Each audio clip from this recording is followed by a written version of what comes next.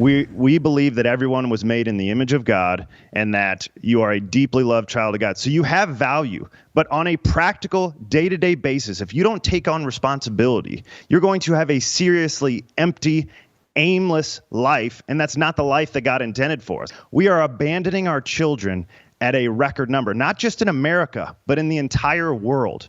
2019, the Pew Research Center found that the United States has the highest rate of children living with a single parent in the entire world, 23%. China, you mentioned, going the other direction, taking care of their kids, building up men, 3%. So that number, by the way, 23%, has tripled since 1960. The divorce rate has nearly doubled since 1960, back when we said, hey, this is our family. Come hell or high water, I'm taking care of my family.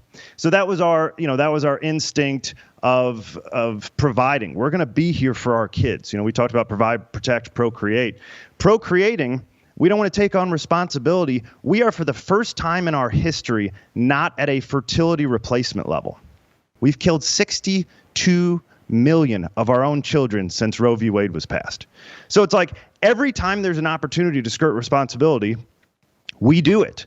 The most glaring example of our lack of responsibility in protecting our children is this transgender issue.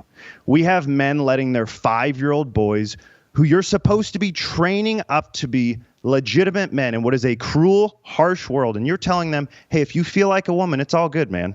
I'll get you some high heels, a dress, some lipstick. We'll get you some hormone treatment. You'll be a woman before you know it.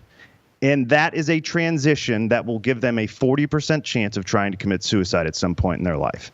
And you're encouraging it. These are the young men of the future that we're confusing and telling them. Forget, men are cowards now. What are the men that we're training going to be like when they get up and they're expected to lead? There's all of this is a skirt of responsibility that men want no part of it. We've been told, hey, you failed, but it's all good. It's not your fault. And in the moment, that feels good. Oh, okay, it's not my fault. No big deal. Let's move on. You get told that enough, pretty soon you don't have any responsibility, and you're the most easily manipulated people in the world. If they can convince us that there is no difference between a man and a woman, what can't they convince us of?